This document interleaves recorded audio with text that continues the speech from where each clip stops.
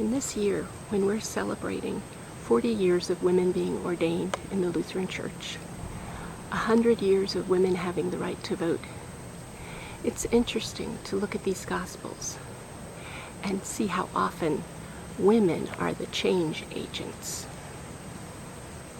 This Sunday's Gospel gives us one such example. In this Gospel, we see a woman who is so desperate for the sake of her child, her sick child, that she comes to Jesus and asks for a miracle. It shouldn't seem like such a big deal, right? Jesus has spent much of his ministry performing these kinds of miracles, healing sick person after sick person after sick person. But the story goes in a really different direction. Jesus essentially says, I'm here at a party. You're not invited. Go away. This is not the Jesus most of us think about. A Jesus of gates and boundaries and no trespassing signs. We usually think of Jesus as being on the side of the poor, the downtrodden, the oppressed. But here, he seems to be the powerful one in the story. The woman is the one who comes to speak truth to power.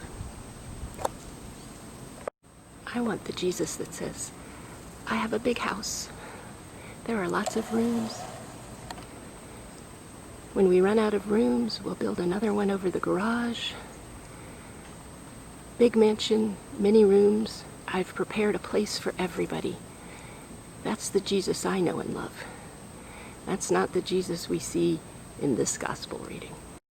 I want the big tree Jesus, the one that has plenty of branches, the one that spreads wide, the one that has room for all of us to build our nests, the Jesus that promises to be our rootedness.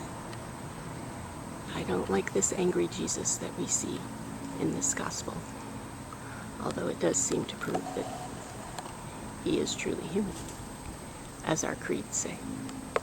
And what to do with this response of Jesus? Many of us might say, well, that's it. My ship is run aground. I don't know what to do. I give up. I'm going to go watch my child die. But not this woman. This woman pivots. She can think on her feet. The woman says, I may not be a big boat in this lake where you are called to serve. I may not be a yacht. But even little boats like me, have docking privileges. She says, even little boats that can't afford a place at the marina, little boats like me, we deserve your attention too. The woman knows that even though she may be invisible to Jesus, there are lots of others like her, others who are even more invisible. She, in a way, is not fighting just for herself and her child, but for all the people that so many of us are just content not to ever see. People hidden away, people who are often obscured by the larger picture. The woman knows there are plenty of people out there who can't afford their own dock, who can't even afford a rope.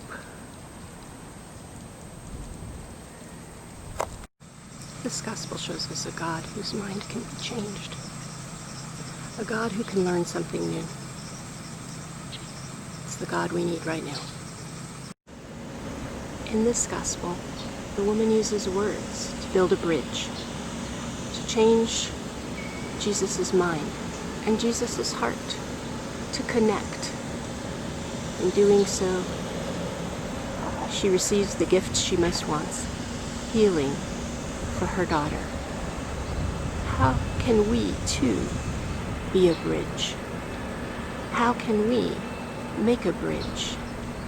How can we connect? We are called to look at what seems to be a thicket of injustice. We are called to look for the path, to find the way out of no way. Again and again, our holy verses tell us this. There is a path, and we can find it. We just need to look. Many of us have been raised to believe that it's not okay to talk back to God. It's not okay to be angry. It's not okay to defend ourselves to anyone who may be belittling us. This woman shows us a different path. This woman shows us that in fact we may be called upon to do that very thing. To stand up, to say, this matters. To say, hey, God, pay attention. You may see me as a squawking little parrot, but I'm noticing something that you're missing. Jesus seems to be the one who is powerful in this story. The woman shows us that words can change that power differential. The woman shows us a new way to relate to the divine.